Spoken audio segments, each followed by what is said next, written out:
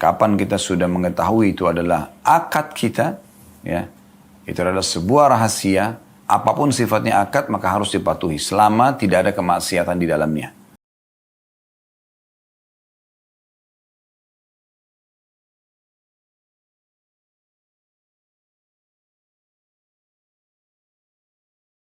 Assalamualaikum warahmatullahi wabarakatuh. Alhamdulillah, wassalatu wassalamu ala rasulillah. Segala puji dan puja kehadirat Allah subhanahu wa ta'ala, juga salawat dan taslim kepada Nabi besar Muhammad sallallahu alaihi wa ala alihi wa sahbihi wasallam. Saudaraku seiman, semoga seluruh amal-amal perbuatan yang pernah kita kerjakan dari amal saleh dan juga yang sedang kita kerjakan, yang akan kita kerjakan, semuanya diterima oleh Allah SWT dengan pahala yang sempurna, dan semoga tidak terkecuali dari kesalahan dan dosa kita di masa lalu dan yang akan datang, kecil ataupun besar. Semoga Allah Subhanahu wa taala maafkan dan juga Allah ganti menjadi pahala. Begitu juga dengan kedua orang tua kita dan seluruh orang-orang yang kita cintai tentunya. Dan kita berharap Allah memaafkan seluruh kesalahan muslimin dan muslimat, mukminin dan mukminat, dan juga hidup yang sudah meninggal. Juga teman-teman sekalian, kita selalu mendoakan negara kita agar menjadi negara yang aman, tentram, damai, seluruh umat Islam di bawah naungan ukhuwah Islamiyah. Semoga saja negara kita menjadi negara yang makmur, maju, dan juga menjadi contoh bagi negara-negara yang lain. Dan semoga Allah memberikan hidayah seluruh pemimpin wilayah di seluruh wilayah di negara kita ini, sampai kepada pemimpin tertingginya agar bisa menjalankan amanah dengan baik. Dan semoga Allah balas apa yang telah mereka lakukan dari kebaikan-kebaikan dengan pahala yang melimpah, dan juga Allah maafkan kesalahannya, dan juga semoga Allah Subhanahu wa taala menjadikan kita masyarakat yang selalu gotong royong bekerja sama sehingga menjadi komponen atau satu komponen yang saling mendukung satu sama yang lain. Allahumma amin. Dan juga teman-teman sekalian, kita jangan lupa saudara kita dimanapun mereka berada yang sedang tertindas, yang sedang tertimpa musibah, bencana. Semoga Allah Subhanahu wa taala ringankan mereka, Allah angkat permasalahan mereka, dan juga Allah gantikan dengan hal yang lebih baik tentunya. Allahumma amin. Seperti biasa teman-teman sekalian, di hari Rabu di siang hari pukul 13.00 waktu Indonesia Barat, kita akan melanjutkan bahasan bedah buku kita Riyadhus Shalihin tulis oleh Imam Nawawi rahimahullah. Dan kita akan masuk teman-teman sekalian bab baru pada kesempatan ini, bab ke-85 tentang bab menjaga rahasia. Subhanallah, ini salah satu ciri khas seorang muslim. Bagaimana mereka menjaga rahasia mereka pribadi dan juga menjaga rahasia-rahasia saudaranya muslim yang lainnya. Rahasia bukan untuk disebarluaskan, tapi rahasia justru untuk ditutupi. Kalau dia disebarluaskan, maka bukan lagi namanya rahasia. Ya. Rahasia adalah sesuatu memang yang kita tidak ingin orang lain mengetahuinya. Juga orang lain yang sedang memberitahukan kepada kita rahasianya tidak ingin juga dia atau kita, ya, setelah diberitahukan oleh dia tidak ingin kita menyebarluaskannya. Oleh karena itu teman-teman sekalian harus hati-hati sekali. Dan juga rahasia ini, walaupun orang yang sedang menceritakan kepada kita atau interaksi dengan kita tidak menyampaikan, tolong jangan disebarin ya misalnya, tetap saja kita bisa mengetahui ini rahasia atau bukan. Misal contoh, hubungan intim suami istri. Tidak boleh seseorang muslim dan muslimah menyebarluaskan hubungan tersebut, walaupun misalnya pasangannya tidak menyampaikan. Karena sudah jelas rahasia, dilakukannya di tempat yang tertutup, ya hanya mereka berdua tahu, ya. Bahkan kadang-kadang kalau orang masih punya rasa malu tentunya dan punya iman, tidak mungkin dia membiarkan siapapun untuk menyaksikan dan melihat itu, ya. Termasuk anak-anaknya sendiri misalnya, pasti pintu akan dikunci, ya. Bahkan sebagian orang memadamkan lampu, karena semua itu mereka tahu adalah rahasia, gitu kan. Begitu juga Anda kalau bekerja di sebuah perusahaan, tanpa perusahaan juga membahasakannya, data-data yang ada di dalam komputer Anda, ya data-data perusahaan semuanya, itu adalah rahasia perusahaan. Anda harusnya tahu adabnya, kalau Anda keluar pun dari perusahaan tersebut, itu adalah data-data rahasia yang tidak layak Anda untuk mengkonsumsinya di luar atau menyebarluaskannya. Dan begitu seterusnya, ya rahasia negara misalnya. Nah ini semua tidak boleh sama sekali disebarluaskan. Ini sebuah bab khusus ya, membahas tentang masalah tersebut. Allah Subhanahu wa taala berfirman, ini diangkat dalil pertama oleh Imam Nawawi rahimahullah, wa aufu bil ahd innal ahda kana mas'ula, dalam surah Al-Isra ayat 34. Kata Allah Subhanahu wa taala, patuhilah janji itu, kesepakatan, sesungguhnya janji itu pasti akan diminta pertanggungjawabannya. Kapan kita sudah mengetahui itu adalah akad kita, ya, itu adalah sebuah rahasia, itu adalah akad secara umum dalam ayat ini pun masuk akad kerja misalnya, ya. Apapun sifatnya akad maka harus dipatuhi selama tidak ada kemaksiatan di dalamnya. Nah ini ayat Al-Quran menjelaskan masalah itu. Nah sebenarnya dalam kesepakatan janji ini bisa saja itu sesuatu yang disepakati atau memang tadi saya katakan sudah umum diketahui itu adalah sebuah rahasia. Ya. Baik, kita masuk ke hadis pertama dalam bab ini. Hadis nomor 690 dari awal belajar berbunyi dari Abu Sa'id Al-Khudri radhiyallahu anhu, beliau berkata, Rasulullah sallallahu alaihi wasallam bersabda, "Inna min asyarrin nasi 'inda Allah manzilatan yaumal qiyamati ar-rajulu yufdi ila al-mar'ati wa tufdi ilayhi, thumma yanshur sirraha." Atau thumma yanshuru sirraha. Hadis ini riwayat Imam Muslim. Terjemahannya, sesungguhnya di antara manusia yang paling buruk kedudukannya di sisi Allah SWT pada hari kiamat adalah seorang laki-laki atau suami yang telah mencampuri atau menggauli seorang wanita atau istrinya. Dan wanita itu pun mencampurinya, kemudian dia menyebarkan rahasianya. Hadis ini teman-teman sekalian, sebenarnya secara khusus ya bicara tentang masalah rahasia hubungan intim. Sebagaimana tadi saya sudah singgung di awal pembukaannya. Tapi teman-teman sekalian, dia masuk dalam umumnya rahasia. Ya. Apapun yang terjadi komunikasi, pembicaraan antara suami istri, itu sifatnya rahasia. Tidak perlu dijadikan sebagai konsumsi umum. Kecuali sifatnya itu adalah nasihat, petua, yang kira-kira bisa bermanfaat bagi orang. Tapi selain daripada ini, itu semua adalah rahasia yang harusnya dijaga tentunya.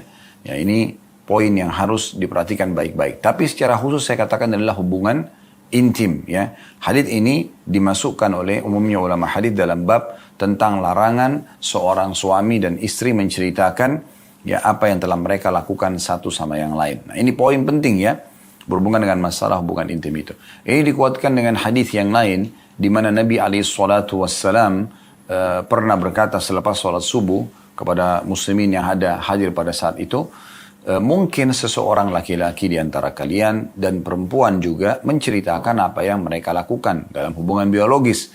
Maka Asma binti Yazid radhiyallahu anha mengatakan, benar ya Rasulullah, para laki-laki dan perempuan di Madinah melakukan itu. Ya, baik itu mereka berbangga-bangga atau mereka menjelekkan. Ya.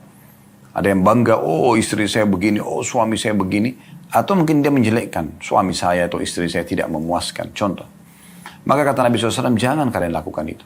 Karena perumpamaannya seperti syaitan laki-laki ketemu dengan syaitan perempuan di jalan, lalu kemudian mereka interaksi biologi sementara semua orang melihatnya. Ya. Anda sedang bersama dengan pasangan Anda, atau sudah tidak bersama lagi, karena perceraian misalnya, tetap itu rahasia Anda berdua. Atau rahasia kalian berdua. Tidak boleh sama sekali untuk diekspos dan diceritakan. Anda pun misalnya bercerai, atau pasangan Anda meninggal dunia, lalu Anda menikah lagi. Anda tidak boleh membahasakan, dulu pasangan saya itu begini dan begitu. Tidak perlu. Apa yang Anda harapkan dari pasangan Anda sekarang, Anda tinggal bahasakan baik-baik dengan dia. Dan insya Allah mudah-mudahan dengan niat yang ikhlas, dengan bahasa yang santun, akan lebih mudah membuat kebutuhan Anda terpenuhi. Nah ini poin yang perlu digarisbawahi. Baik teman-teman sekalian. Hadits ini memberikan gambaran dan pelajaran kepada kita. Yang pertama adalah tentang ya, haramnya hukumnya seorang suami ataupun seorang istri menceritakan rahasia ranjang mereka. Ya. Karena di sini dikatakan inna min asyarrin nasi 'indallahi manzilatan yaumal qiyamah. Ini kan ancaman. Sesungguhnya orang yang paling buruk kedudukannya di sisi Allah SWT pada hari kiamat adalah ini. Suami dan istri yang sudah saling bercampur, sudah melakukan interaksi biologis, lalu mereka menyebarkan rahasia ranjang tersebut. Nah ini poin yang perlu digarisbawahi. Walaupun itu sifatnya kelebihan ya. Walaupun sifatnya kelebihan. Ada efek-efek negatif. Kalau seandainya seorang suami, Allah Subhanahu wa Ta'ala karunia dia istri yang sangat memuaskan dia. Ya, dengan gerakannya, dengan suaranya, dengan rayuannya, ya, dan segala macam. Kemudian dia dengan bangganya cerita dengan teman-temannya, istriku itu begini dan begitu. Anggaplah di depan dia ada 4-5 orang laki-laki teman-teman dia, yang mungkin salah satu di antara mereka atau semuanya bahkan istri mereka tidak lakukan itu. Ini banyak sekali efek sosialnya. Efeknya secara kejiwaan juga besar sekali. Dia akan merasa, oh kok istri saya tidak buat ini? Kemudian bisa saja dia bicara sama istrinya. Itu istrinya si fulan melakukan begini dan begitu. Mungkin istrinya tidak bisa terima itu. Kok bisa kamu dengar rahasia orang misalnya? Atau mungkin saya adalah saya bukan dia, misal contoh. Kan terjadi pertengkaran yang tidak diharapkan ya. Atau misalnya, dia berpikir negatif dan digoda oleh syaitan untuk mengganggu istri si pencerita ini. Dan berbahaya sekali karena ungkapan-ungkapan sampai ke lengkukan badan digambarkan seakan-akan semua orang yang sedang diajak bicara di depannya ini melihat dengan mata secara langsung gitu ya.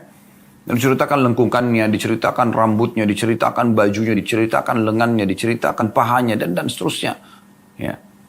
Maka ini bahaya sekali karena ini kan rahasia luar biasa. Mungkin sang istri dengan niat baiknya ingin menunjukkan semua itu agar suaminya menikmatinya. Bukan untuk diekspos keluar sana. Maka tentu saja nanti laki-laki hidung-hidung belang ini akan bisa menggunakan ya dan mengemas bahasa-bahasa itu seakan-akan mengetahui rahasia si wanita ini. Dan akhirnya terbukalah pintu-pintu syaitan dan terjadi perselingkuhan misalnya.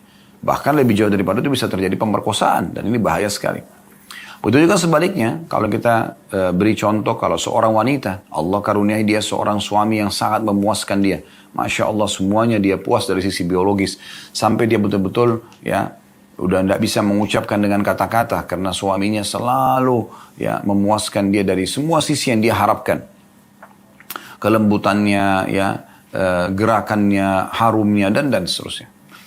Maka dia pun menceritakan pada 4-5 orang teman-teman wanitanya yang kebetulan mungkin salah satu atau semuanya di antara mereka suaminya tidak seperti itu. Apa yang terjadi? Mungkin tadi salah satu di antara mereka atau mereka akan berbicara pada suami mereka, itu suaminya temanku buat begini dan begitu. Suaminya dia akan marah. Kok kamu tahu tentang rahasia suaminya orang lain? Dan bisa kemana-mana nih. Ya, bahasa yang bisa jadi pertengkaran. Atau malah sebaliknya. Mereka yang tergoda oleh syaitan dan tidak punya keimanan atau kurang keimanannya akan menggoda suami si pencerita ini. Terjadilah perselingkuhan. Ya. Dan dia akan menggunakan 1001 jalan ya, untuk menggoda suami si pencerita tadi. Ini kan efeknya bahaya sekali. Jadi selain daripada perbuatan tersebut dosa, karena dia akan menjadi orang yang paling buruk di sisi Allah SWT pada hari kiamat. Dan kita tahu dunia ini sebentar kita akan lalui dan kita semua akan menuju ke hari kiamat. Hampir setiap sholat ya, kita membaca Maliki Yaumiddin, Raja hari ya, pembalasan, hari kebangkitan. Rukun iman kita yang kelima kita yakin ada hari kiamat. Dan hari kiamat orang berharap selamat. Masuk ke surga karena tidak ada tempat lain. Dan selamat dari api neraka. Surga kenikmatan abadi atau neraka siksaan abadi. Semoga Allah jadikan kita penghuni surga insya Allah tanpa hisab firdaus yang tertinggi. Dan semoga Allah selamatkan kita dari api neraka. Allahumma amin. Ya. Maka orang ini sangat buruk kedudukannya pada hari kiamat. Hanya karena menceritakan rahasia ini. Anda tetap menjadi status suami istri atau sudah bercerai. Perhatikan baik-baik. Tetap menjadi rahasia Anda berdua. Selesai. Jangan pernah terukir atau keluar ya gambaran tentang masalah hubungan biologis Anda itu. Ini poin penting sekali untuk digarisbawahi ya. Akan menjadi buruk sekali kedudukannya pada hari kiamat nanti. Baik. Pelajaran yang rusak hubungan Anda sama Allah, Anda berdosa dan juga merusak hubungan Anda dengan pasangan Anda sebenarnya tanpa Anda sadari, ya gitu. Kemudian pelajaran yang kedua adalah pentingnya seseorang untuk menjaga ya hubungan biologisnya yang sehat tentunya. Sehat artinya mengikuti gambaran dan panduan agama, tidak boleh berhubungan biologis di kemaluan pada saat haid dan nifas, tidak boleh juga memasukkan kemaluan di dubur ya. Kemudian juga jangan lupa untuk membaca doa yang diajarkan Nabi SAW. Karena dengan membaca doa yang Nabi SAW ajarkan Allah majannibna syaitani wa jannib syaitani ma razaqtana. Maka kalau dikaruniai anak tidak akan diganggu oleh syaitan selamanya. Gitu kan? Saling memuaskan pasangan, diniatkan ibadah. Semua ini adalah bagian komponen daripada hubungan biologis dalam Islam. Kita sangat berbeda dengan orang non-muslim yang tidak pernah tahu masalah kebersihan. Mereka maaf, walaupun buang air besar buang kecil mungkin mereka tidak cebok. Kalau kita memang najis tidak mungkin sholat tanpa cebok misalnya. Kita juga tidak akan mungkin menggauli darah haid dan darah nifas. Sementara Allah SWT mengatakan, Yas'alunaka 'anil mahid qul huwa adzan fa'tazilun nisa'a fil mahid. Dalam surah Al-Baqarah, surah nomor 2 ayat 222. Yang artinya ditanyakan kepada Muhammad tentang haid. Juga nifas masuk dalamnya. Katakan dia adalah penyakit. Ya. Maka jauhilah wanita untuk digauli di kemaluannya di saat itu. Ya. Kalau sudah suci itu tidak apa-apa ya. Dan tentu boleh saja istimta' atau menikmati dengan cara lain. Tapi Cara lain ini adalah maksudnya tidak boleh meletakkan kembali di kemaluan. Kata Aisyah radhiyallahu anha, Nabi SAW kalau ingin menggauli kami sementara kami sedang haid, maka beliau menyuruh menguatkan kain di daerah kemaluan kami atau daerah tempat keluarnya haid, kemudian beliau menggauli kami. Cari kepuasan gitu kan. Nah itu dibolehkan. Nah, tapi ini semua adalah rahasia tentunya. Dan bagaimana seseorang menjaga itu dengan baik. Karena syaitan akan berusaha merusak rumah tangga mulai dari rusaknya hubungan biologis itu. Karena subhanallah kalau hubungan biologis ini baik, maka akan baik rumah tangga itu. Artinya yang lain bisa mudah untuk dilalui. Tapi kalau ini rusak maka akan sangat mengganggu ya hal-hal yang lain dalam rumah tangga itu. Jadi bagaimana seseorang menjaga ini dengan poin-poin yang sudah kami sampaikan tadi. Baik, kita akan masuk teman-teman sekalian hadis yang kedua dalam bab ini, hadis nomor 691. Tentu sekarang kita akan pindah ke poin lain berhubungan dengan contoh menjaga rahasia. Kalau tadi kan hubungan intim yang disebutkan ya. Ini hadis tentang yang disebut diriwayatkan oleh Abdullah bin Umar radhiyallahu anhuma, anna Umar radhiyallahu anhu hina ta'ayyamat ya. بنته حفصة قال لقيت عثمان بن عفان رضي الله عنه فأردت عليه حفصة فقلت إن شئت أنكحتك حفصة بنت عمر قال سأنظر في أمري فلبثت ليالي ثم لقيني فقال قد بدا لي ألا أتزوج يومي هذا فلقيت أبا بكر رضي الله عنه فقلت إن شئت أنكحتك حفصة بنت عمر فصمت أبو بكر رضي الله عنه فلم يرجع إلي شيئا فكنت عليه أوجد مني على عثمان فلبث ليالي حتى خطبها النبي صلى الله عليه وسلم فأنكحتها إياه فلقيني أبو بكر فقال لعلك وجدت علي حين أردت علي حفصة فلم أرجع إليك شيئا فقلت نعم قال فإنه لم يمنعني أن أرجع إليك فيما أردت علي إلا أني قد كنت علمت أن النبي صلى الله عليه وسلم ذكرها فلم أكن لأفشي سر رسول الله صلى الله عليه وسلم ولو تركها النبي صلى الله عليه وسلم لقبلتها. Hadis ini diriwayatkan oleh Bukhari. Terjemahannya, kata Abdullah bin Umar radhiyallahu anhu bahwa Umar bin Khattab radhiyallahu anhu ketika putrinya Hafsah radhiyallahu anha menjanda, dia berkata, kata Umar bin Khattab, aku telah bertemu Uthman bin Affan radhiyallahu anhu. Lalu aku menawarkan Hafsah kepadanya seraya aku berkata, jika kamu mau aku akan menikahkanmu dengan Hafsah binti Umar. Uthman menjawab, saya akan memikirkan lebih dulu. Selang beberapa hari dia menemuiku lalu berkata, saya sudah memutuskan untuk tidak menikah pada saat ini. Kemudian aku pun menemui Abu Bakar radhiyallahu anhu, maka aku berkata, jika kamu menghendaki, aku akan menikahkanmu dengan Hafsah, putri Umar. Maka Abu Bakar radhiyallahu anhu terdiam, tidak menjawab sedikit pun. Aku lebih marah dalam kurung jengkel karenanya daripada penolakan Uthman. Lewat beberapa hari kemudian, Hafsah pun dipinang oleh Nabi SAW. Maka aku pun menikahkannya dengan beliau. Kemudian Abu Bakar menemuiku lalu mengatakan, barangkali, hai Umar, kamu marah kepadaku saat kamu menawarkan Hafsah kepadaku, dan aku tidak menjawab sedikit pun. Maka aku pun menjawab, iya. Lalu Abu Bakar berkata, sesungguhnya tidak ada yang menghalangiku untuk menjawab tawaranmu, kecuali karena aku telah mengetahui bahwa Nabi SAW menyebut-nyebut Hafsah. Aku tidak ingin membuka rahasia Rasulullah SAW. Seandainya Nabi SAW meninggalkannya, tentu aku sudah menerimanya. Hadits ini atau riwayat ini teman-teman sekalian mulia sekali ya. Kita bisa lihat bagaimana ya kisah yang cukup panjang dan pelajaran yang cukup banyak yang bisa kita ambil tentunya dari riwayat ini. Saya akan langsung masuk ke faedah dari hadits dan sekaligus insya Allah seakan-akan kita menjelaskan atau mensyarah daripada hadits ini. Faedah pertama dari hadits adalah bolehnya seorang muslim untuk menawarkan anak perempuannya ke laki-laki soleh. Ya. Jadi kalau dia melihat ternyata ada laki-laki yang layak untuk jadi anak mantunya, untuk menjadi suami anak perempuannya, maka jangan dia ragu untuk menawarkannya. Di sini kita bisa lihat sikap Umar radhiyallahu anhu di saat Hafsah anaknya menjanda, dia tidak menunggu. Dia langsung ya setelah masa iddahnya lepas ya atau lewat, maka dia menawarkan kepada orang-orang terbaik dari umat ini. Yang pertama ditawarkan adalah Uthman bin Affan. Ada alasannya tentu radhiyallahu anhu. Ini bukan karena kekayaan Uthman, tapi ada beberapa riwayat dari Nabi SAW di mana Nabi SAW mengatakan, wahai kaum muslimin, ya nikahkanlah anak kalian dengan Uthman bin Affan, karena aku tidak menikahkan dia dengan kedua anak perempuanku, Ruqayyah dan Ummu Kalthum, kecuali karena wahyu dari Allah. Jadi tidak ada mungkin di antara umat ini yang khusus wahyu turun untuk menyuruh kita menikahkan anak perempuan kita dengan ya Uthman bin Affan. Andai pun kita hidup di masa itu, maka tentu kita pun ya akan menawarkan anak perempuan kita dengan Uthman karena adanya hadis ini. Lalu kemudian Uthman menolak pada saat itu, kemudian ditawarkanlah kepada Abu Bakar, dan Abu Bakar pun terdiam, belum memberikan jawaban tentunya, dan sudah dijelaskan dalam hadis ini, karena memang Nabi SAW sudah menyebut-nyebut Hafsah. Tapi pelajaran pertama yang bisa kita ambil, bagaimana seorang muslim boleh ya bahkan satu hal yang sangat positif untuk sibuk mencarikan jodoh yang baik, laki-laki soleh untuk anak perempuannya. Tentu boleh juga ini terjadi mencari anak perempuan yang salihah untuk anak laki-lakinya, ya. Jadi memang ini poin penting bagi sebagian atau bagi orang tua, karena sebagian dari orang tua tidak peduli dengan masalah ini. Dia membiarkan anaknya memilih sendiri, dan akhirnya kalau anaknya soleh atau salihah, pasti dia akan juga menuju ke sana.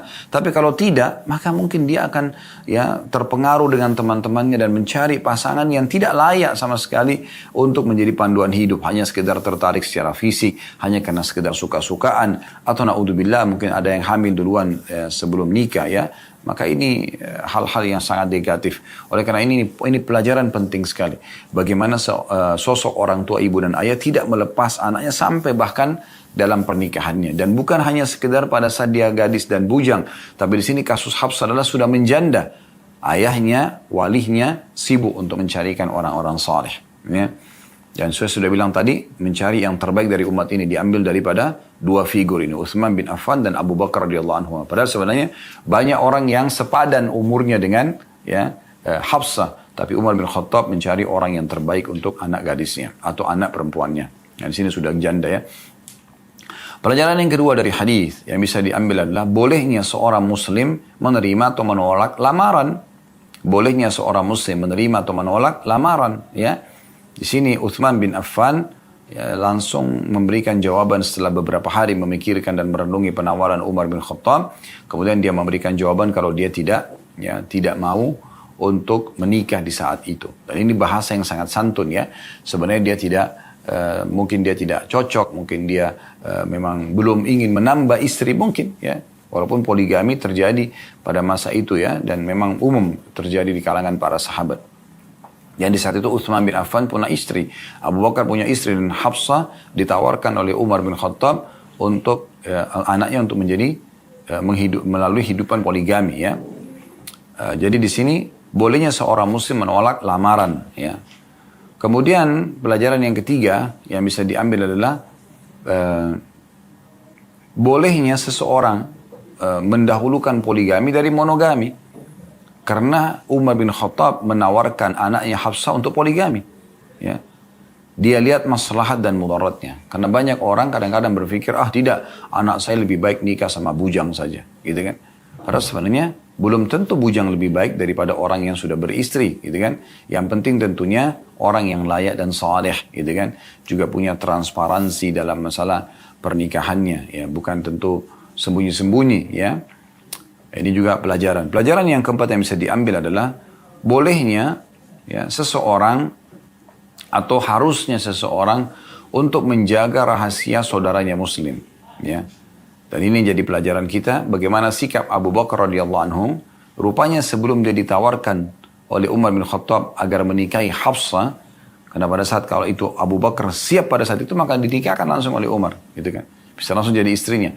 Tapi Abu Bakar tidak berbicara apa-apa. Kenapa? Ada alasannya disebutkan dalam akhir hadis ini. Karena dia mengatakan Nabi SAW menyebut-nyebut Hafsah. Nah perlu kita garis bawahi, penyebutan Nabi SAW terhadap nama seorang wanita, itu berarti beliau ingin menikahinya. Gitu kan? Jadi di sini Hafsah kasusnya. Karena disebutkan Hafsah berarti pernah penyebutan tentang masalah akan menikah. Dan terbukti betul.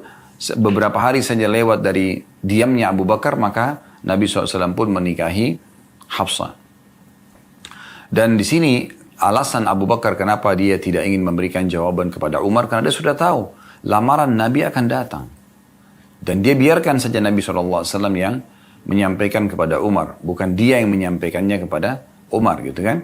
Untuk menjaga rahasia Nabi SAW. Karena ternyata ini adalah pembicaraan antara Nabi SAW dengan Abu Bakar pada saat itu.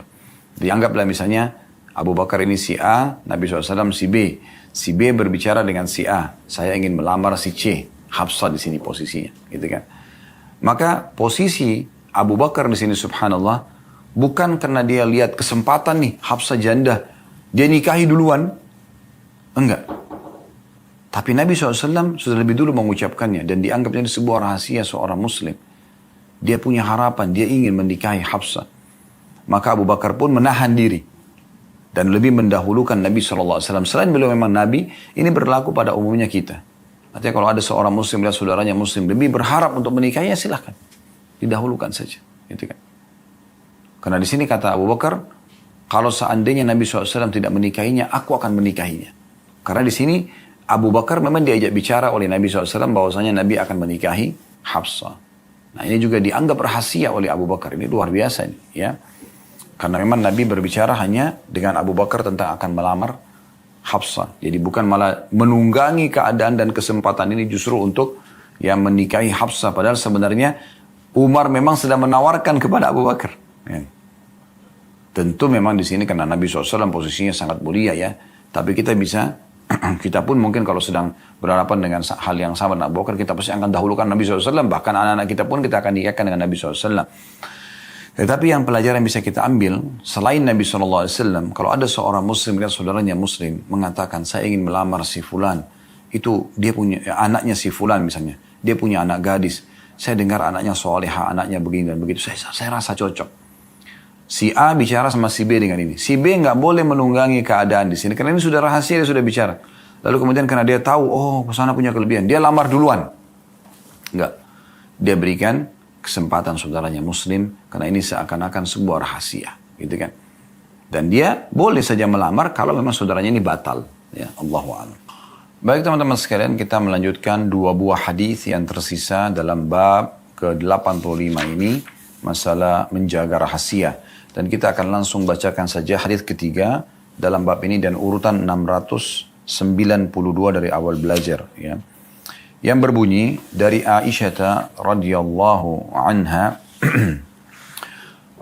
Beliau berkata, "Kunna azwajun Nabi sallallahu alaihi wasallam 'indahu fa'aqbalat Fatimah radhiyallahu anha tamshi ma tukhti'u mishiyatuha min mishiyati Rasulillah sallallahu alaihi wasallam syai'a." فلما رآها رحب بها وقال مرحبا بابنتي ثم أجلسها عن يمينه أو عن شماله ثم سارها فبكت بكاء شديدا فلما رأى جزعها سارها الثانية فضحكت فقلت لها خصك رسول الله صلى الله عليه وسلم من بين نسائه بالسرار ثم أنت تبكين فلما قام رسول الله صلى الله عليه وسلم سألتها ما قال لك رسول الله صلى الله عليه وسلم قالت ما كنت لأبشي على رسول الله صلى الله عليه وسلم سره فلما توفي رسول الله صلى الله عليه وسلم قلت عزمت عليك بما لي عليك من الحق لما حدثتيني ما قال لك رسول الله صلى الله عليه وسلم فقالت أما الآن فنعم أما حين سارني في المرة الأولى فأخبرني أن جبريل كان يعارضه القرآن في كل سنة مرة أو مرتين وأنه أعرضه الآن مرتين وإني لا أرى الأجل إلا قد اقترب فاتق الله واصبري فإنه نعم السلف أنا لك فبكيت بكائي الذي رأيت فلما رأى جزعي سارني الثانية فقال يا فاطمة أما ترضون أن تكوني سيدة نساء المؤمنين أو سيدة نساء هذه الأمة فضحكت ضحك الذي رأيت. Terjemahannya, kata Aisyah radhiyallahu anha, kami para istri Nabi SAW berada di samping beliau suatu hari. Tiba-tiba Fatimah radhiyallahu anha datang berjalan. Cara berjalannya tidak berbeda sedikit pun dengan Rasulullah sallallahu alaihi wasallam, maksudnya cara jalan Nabi sallallahu alaihi wasallam. Tak kala beliau, Nabi SAW melihat Fatimah, beliau menyambutnya dan berkata, "Selamat datang wahai putriku." Kemudian beliau mendudukkannya di samping kanan beliau atau di samping kiri beliau. Kemudian beliau SAW membisikkan kepada Fatimah sesuatu. Maka Fatimah pun tiba-tiba menangis dengan tangisan yang sangat keras. Tak kala beliau melihat kesedihannya, beliau Nabi SAW membisikkan lagi untuk kali yang kedua. Dan Fatimah pun tertawa atau tersenyum. Maka aku berkata kepada Fatimah, Rasulullah SAW telah mengistimewakanmu dengan rahasia-rahasia di antara para istri beliau. Kemudian kamu pun menangis. Tak kala Rasulullah SAW telah beranjak pergi, maka aku menanyakan kepada Fatimah, apa yang telah dibisikkan oleh Rasulullah SAW kepadamu? Maka Fatimah berkata, ya, aku tidak akan menyebarluaskan rahasia Rasulullah SAW atau membuka rahasia Rasulullah SAW. Karena Nabi tadi membisikkannya berarti tidak ingin orang lain tahu. Ketika Rasulullah SAW telah wafat, aku berkata, aku bersumpah, kata Aisyah kepada Fatimah, aku bersumpah atasmu, ya, karena aku memiliki hak atas dirimu, kamu belum menceritakan kepadaku apa yang, atau kamu harus menceritakan apa yang telah dikatakan oleh Rasulullah SAW kepadamu. Maka Fatimah mengatakan, kalau sekarang, karena Nabi SAW sudah meninggal, baiklah. Pada bisikan pertama, beliau SAW memberitahukan kepadaku bahwa Jibril senantiasa mengulangi bacaan Quran kepada beliau sebanyak 1 kali atau 2 kali dalam setiap tahun. Dan sekarang, Jibril mengulanginya 2 kali sekaligus. Ya. Maka kata Nabi SAW, dan aku menduga ajalku telah dekat. Maka bertakwalah kepada Allah wahai Fatimah dan bersabarlah. Maksudnya bila aku meninggal nanti. Sesungguhnya aku adalah sebaik-baik pendahulu untukmu. Maka Fatimah mengatakan, aku pun menangis dengan tangisan yang telah engkau saksikan. Tak kala beliau SAW melihat kesedihanku, maka beliau pun membisikkan yang kedua kali seraya mengatakan, wahai Fatimah, tidakkah kamu rela dan ridho kalau kamu menjadi penghulu bagi para wanita kaum mukminin atau penghulu para wanita umat ini nanti di surga? Maka aku pun tertawa sebagaimana yang telah engkau lihat. Hadis ini riwayat Bukhari Muslim dan lafadznya adalah lafadz Imam Muslim. Riwayat yang cukup panjang tadi, 692 ini, memberikan pelajaran yang banyak sekali kepada kita. Langsung saja kita masuk ke pelajaran, faidahnya sekaligus penjelasan sebagaimana tadi hadis sebelumnya ya. Faedah pertama dari hadis ya adalah pentingnya seseorang memuliakan anak perempuannya. Pentingnya seseorang memuliakan anak perempuannya. Jadi subhanallah, anak perempuan ini punya kedudukan khusus ya. Walaupun memang tidak boleh kita bedakan dengan anak laki-laki. Tetapi cukup banyak dalil-dalil syar'i yang menjelaskan kalau anak perempuan punya kedudukan yang luar biasa. Kata Nabi SAW, siapa yang dikaruniahi anak, atau 2 atau 3 orang anak perempuan, lalu dia mendidiknya dengan baik, dia mengurusnya, ya, dia menikahkannya atau sampai menikah, ya, kecuali akan menjadi hijab baginya dari api neraka atau akan menjadi penyebab dia masuk ke dalam surga, gitu kan. Jadi memang memuliakan anak-anak ini penting ya, memuliakan mereka ya, jangan sampai karena anak sering dibentak, sering dimarahin, tidak. Memuliakan anak-anak penting sekali, terutama anak perempuan karena mereka dominan perasaan. Tentu sekali lagi kita harus adil pada anak-anak ya.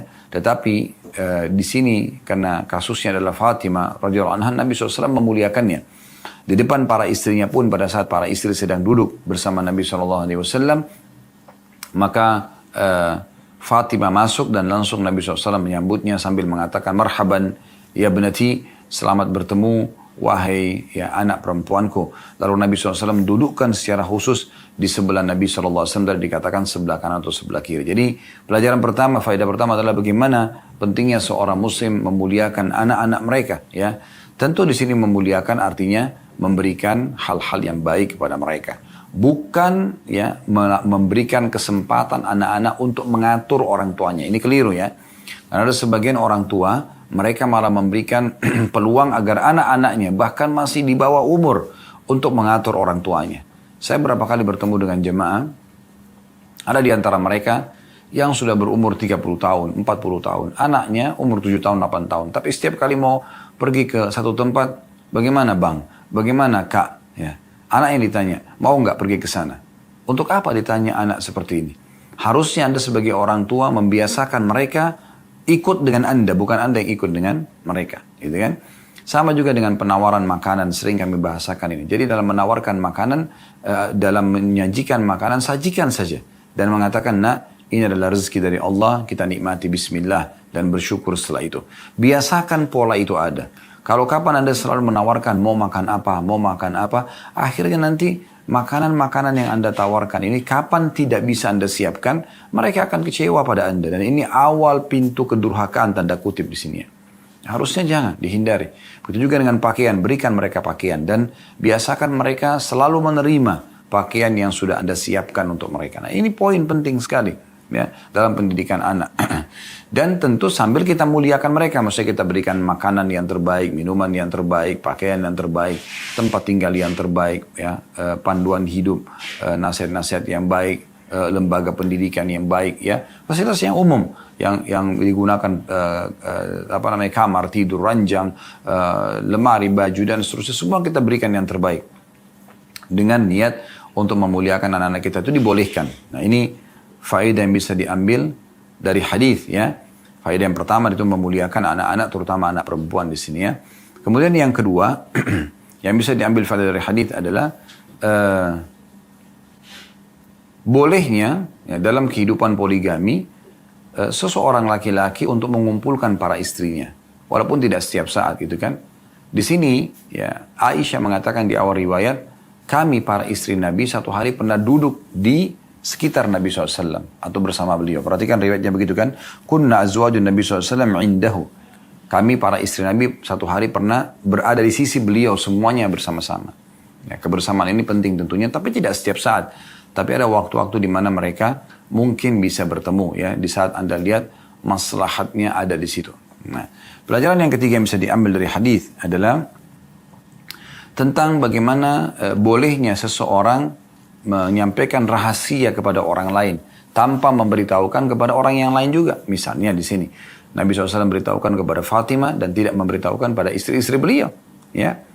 Berarti tidak semua harus disampaikan pada istri. Kalau memang dianggap itu adalah rahasia yang khusus buat anak-anak saja, itu boleh saja, gitu kan? Itu boleh saja, karena di sini Nabi SAW berikan contoh masalah itu. Sebenarnya beliau bisa saja menyampaikan kepada istri-istrinya juga semuanya, gitu kan? Tapi mungkin Nabi SAW tidak ingin para istrinya sedih, ya, karena mengetahui sudah dekatnya ajal beliau, ya. Maka beliau hanya sampaikan kepada Fatimah, cukup, gitu kan? Dan ini menandakan memang ada kedudukan khusus bagi Fatimah radhiyallahu anha, ya. Ini pelajaran yang ketiga. Pelajaran yang keempat yang bisa diambil adalah kedudukan Fatimah radhiyallahu anha, ya, di antara para anak-anak Nabi SAW yang lain. Ada Zainab, ada Ummu Kalthum, ada Ruqayyah, yang wanita-wanita yang sempat hidup, ya, sampai dewasa.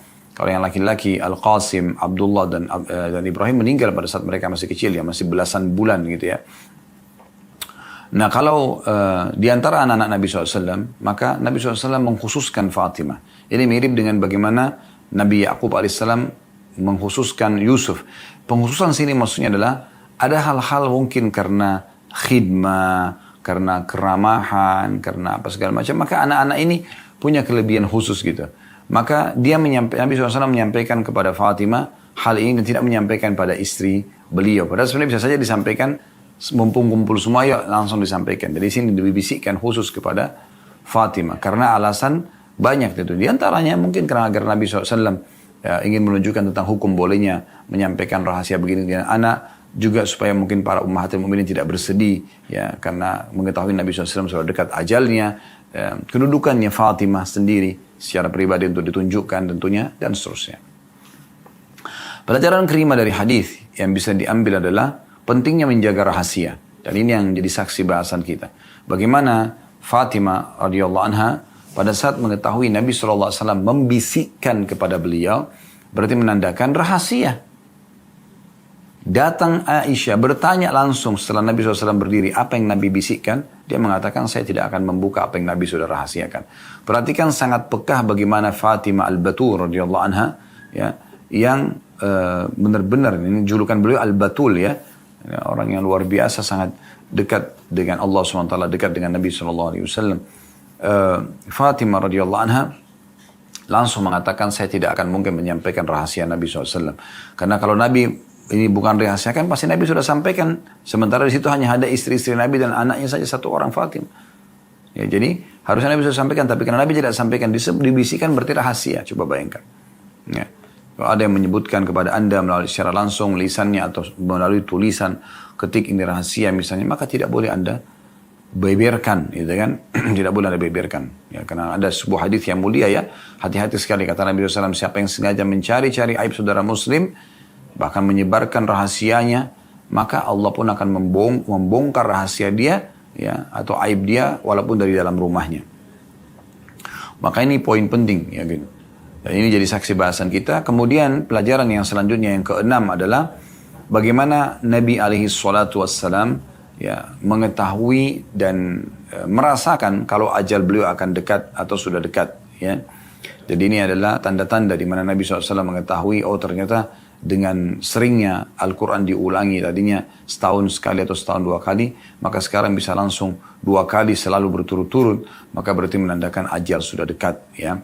Dan seorang mukmin memang harus selalu yakin dengan ajal yang sudah dekat, ya, tanpa harus berangan-angan terlalu berlebihan ke depan. Selama Allah berikan dia umur di hari ini, maka sering kami bahasakan hari ini adalah hari emas Anda, maksimalkan. Ya. Kalau masa lalu Anda penuh dengan dosa, tinggal Anda bertobat di hari ini, maka Anda akan selamat tentunya. Kalau masa lalu Anda penuh dengan amal soleh, maka sekarang hari ini perbanyak amal soleh tambahan, agar nanti bisa meninggikan derajat Anda di surga. Pelajaran yang ketujuh yang terakhir adalah bagaimana kedudukan Fatimah radhiyallahu anha kalau beliau akan menjadi sayyidatu hadil ummah, ya, atau pemimpin seluruh wanita mukmin atau seluruh umat ini, wanita umat ini. Ya, ini kedudukan yang luar biasa ya. Ini pelajaran terakhir bagaimana Fatimah radhiyallahu anha dinobatkan, dan ini melalui wahyu kalau dia adalah pemimpin wanita-wanita umat ini atau umat Islam. Dan ini juga dikuatkan dengan hadis yang lain. Kalau Nabi SAW mengatakan pemimpin para wanita di surga adalah disebutkan ibunya Fatimah itu Khadijah, kemudian Fatimah, Maryam, kemudian Asia. Jadi 4 wanita ini termasuk orang-orang yang mulia dan pemimpin para wanita di surga. Baik, hadis terakhir teman-teman sekalian dalam bab ini, hadis nomor 693. Yang berbunyi dari Thabit, dari Anas radhiyallahu anhu, beliau berkata, Ata aliyya Rasulullah sallallahu alaihi wasallam wa ana al'abu ma'al gilman fasallama alaina faba'athani ila haja fa'abta'tu ala ummi falamma ji'tu qalat ma habasaka qultu ba'athani Rasulullah sallallahu alaihi wasallam li haja qalat ma hajatuhu qultu innaha sir qalat la tukhbiranna bi sirri Rasulillah sallallahu alaihi wasallam ahada. Qala Anas, wallahi, lau haddathtu bihi ahadan, la haddathtuka bihi ya Thabit. Hadis ini diriwayatkan Muslim dan Imam Bukhari meriwayatkannya secara ringkas.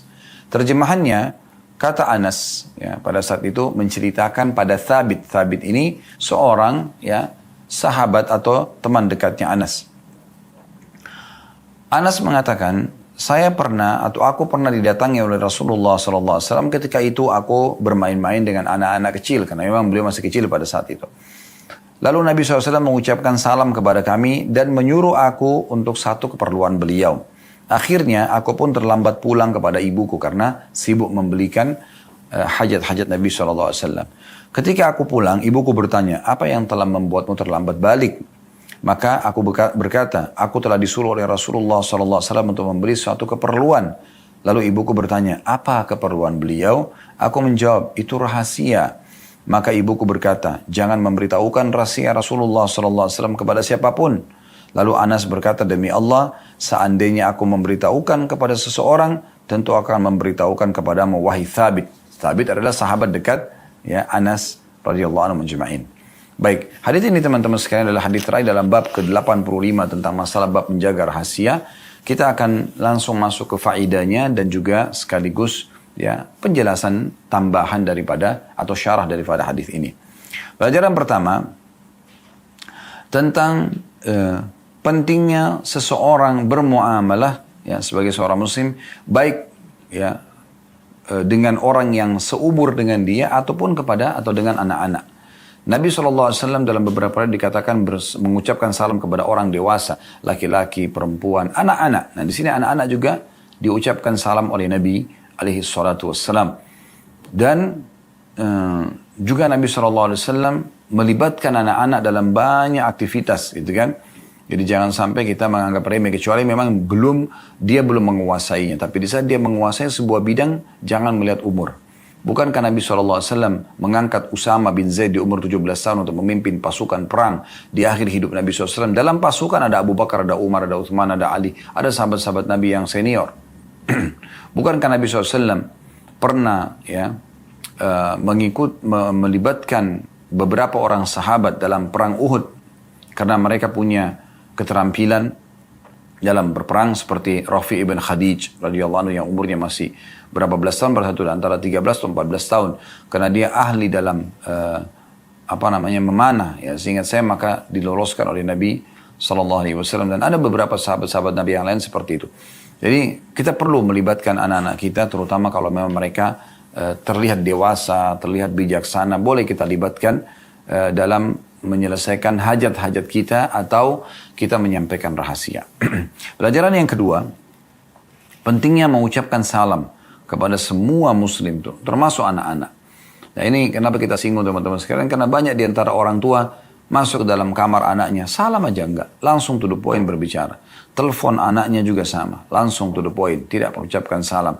Suami istri tidak pernah salam, ya. Oh, anak juga pada orang tua, karena terbiasa orang tua yang didik tidak mengucapkan salam, maka tidak juga mengucapkan salam. Teman dengan temannya, bawahan sama atasan, atasan sama bawahan. Bahkan di tempat umum itu kayaknya sesuatu yang sangat jauh untuk diamalkan sunnah Nabi SAW. Pernah Nabi SAW mengatakan, untuk ditanya, amalan apa dalam Islam yang sangat baik? Kata Nabi SAW, engkau memberikan makan kepada orang-orang dan engkau ucapkan salam kepada orang yang kau kenal dan kau tidak kenal. Kita harus hidupkan salam ini. Assalamualaikum, artinya semoga keselamatan dunia akhirat untuk kalian. Warahmatullah, dan semoga rahmat Allah, maksudnya di sini adalah rezeki, ya, selalu melimpah untuk kalian. Wabarakatuh, dan semoga Allah berkahi atau menjadikannya sebagai hal yang cukup, ya, buat kalian. Bayangkan kalau suami istri saling mendoakan seperti ini. Assalamualaikum warahmatullahi wabarakatuh. Semoga keselamatan dunia akhirat selalu bersamamu. Kemudian semoga rezeki Allah melimpah untukmu. Semoga selalu engkau tercukupi. Lalu si istri menjawab atau suami jawab, Waalaikumsalam warahmatullahi wabarakatuh. Semoga juga untukmu kebahagiaan dunia akhirat. Semoga juga untukmu rezeki. Semoga juga untukmu keberkahan atau kecukupan. Ini luar biasa. Dalam sehari berapa kali kita komunikasi via WA, tulisan ataupun via voice, suara, telepon misalnya. Begitu juga dengan orang ketemu dengan orang lain. Bahkan kata Nabi SAW mengucapkan, kalau dua orang muslim jalan, ya, kemudian mereka dipisahkan oleh batu ataupun pohon, maka yang paling baik yang memulai salam, atau sebaiknya mereka mengucapkan salam. Ini luar biasa. Berarti bayangkan kalau kita lagi jalan, ya, mungkin di situ ada beberapa pohon yang kita lewatin. Berarti berapa kali kita ucapkan salam? Kan begitu. Apalagi pahalanya Assalamualaikum 10, warahmatullah 10, wabarakatuh 10. Begitu yang disebutkan dalam hadis Nabi SAW. Di sini dikatakan, diambil dari potongan hadis, waktu Anas mengatakan, aku sedang bermain dengan anak-anak dan Nabi SAW datang, lalu fasallama alaina. Lalu beliau mengucapkan salam kepada kami. Baik, pelajaran yang ketiga, bolehnya seseorang mendahulukan Nabi SAW, ya, dari kedua orang tua, khusus Nabi SAW, ya. Kalau orang lain tidak boleh. Jadi kalau Nabi SAW boleh kita dahulukan, karena beliau adalah orang yang paling mulia yang harus kita dahulukan, gitu kan. Pernah Umar bin Khattab mengatakan, ya Rasulullah, aku mencintai anda melebihi apapun dan siapapun kecuali diriku. Kata Nabi SAW, tidak bisa ya Umar, sampai aku juga lebih engkau cintai dari dirimu sendiri. Maka Umar sedikit merenung, lalu kemudian beliau mengatakan, sekarang ya Rasulullah, aku mencintai anda melebihi diriku sendiri. Maksudnya apapun yang anda perintahkan, walaupun aku tidak suka, aku akan terima. Apa yang anda larang, walaupun aku suka, aku akan tinggalkan. Ya, maka kata Nabi SAW, sekarang hai Umar. Maksudnya sekarang baru imanmu itu bisa sempurna. Ya. Jadi di sini bagaimana Anas bin Malik telat kembali ke ibunya. Lalu kemudian, dan itu dikarenakan dia menyelesaikan hajat Nabi alaihi salatu wassalam. Pelajaran selanjutnya yang keempat yang bisa diambil adalah bagaimana seseorang penting untuk menjaga rahasia, ya. Dan di sini diambil pelajaran bagaimana imannya juga, ya. Ibunya Anas, ya. Anas bin Malik ini ibunya wanita yang mulia, ya. Kalau anda sudah tahu, alhamdulillah. Kalau belum tahu, namanya atau julukannya Ummu Sulaim atau julukannya Rumaisa atau Gumaisa, radhiyallahu anha. Ini salah satu wanita yang dijamin masuk surga. Dia yang membawa Anas ibn Malik anaknya ke Nabi SAW dan meminta agar Nabi menjadikannya sebagai pembantu. Dan Anas ibn Malik menjadi pembantu 10 tahun di rumah Nabi SAW. Anas inilah yang meriwayatkan hadis yang mengatakan, saya menjadi pembantu di rumah Nabi SAW 10 tahun, dari umur 9 tahun sampai 19 tahun. Belum pernah saya temukan Nabi SAW berkata kasar ataupun memukul para istri dan pembantunya. Jadi ini luar biasa gitu. Memang ini ibu dan anak yang luar biasa. Ya, dua-duanya Allah karuniai kemuliaan karena berbuat baik pada Nabi SAW. Di sini, ya, ibu ini sebagai posisi ibu. Tapi pada saat anaknya mengatakan inilah rahasia Rasulullah, maka langsung dia menimpali dengan keimanannya. Hai anakku, hai Anas, jangan pernah engkau membuka rahasia Rasulullah SAW. Dan terakhir pelajaran yang bisa kita ambil yang kelima mungkin ya, adalah pentingnya seseorang menjaga rahasia selama dia hidup.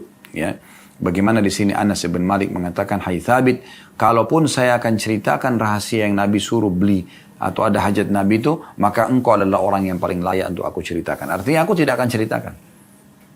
Dan disuruh betul dijaga, ditutupi selama hidup. Dan kalau orang itu sudah meninggal, dan itu dianggap adalah satu kebaikan, boleh kita sampaikan karena Fatimah menyampaikan apa yang Nabi SAW bisikkan setelah Nabi SAW meninggal dunia. Allahu a'lam. Ini bahasan kita insyaAllah. Kalau benar dari Allah, kalau ada salah dari saya mohon dimaafkan. Subhanakallahumma bihamdika. Asyhadu an la ilaha illa anta astaghfiruka wa atubu ilaik. Wassalamualaikum warahmatullahi wabarakatuh.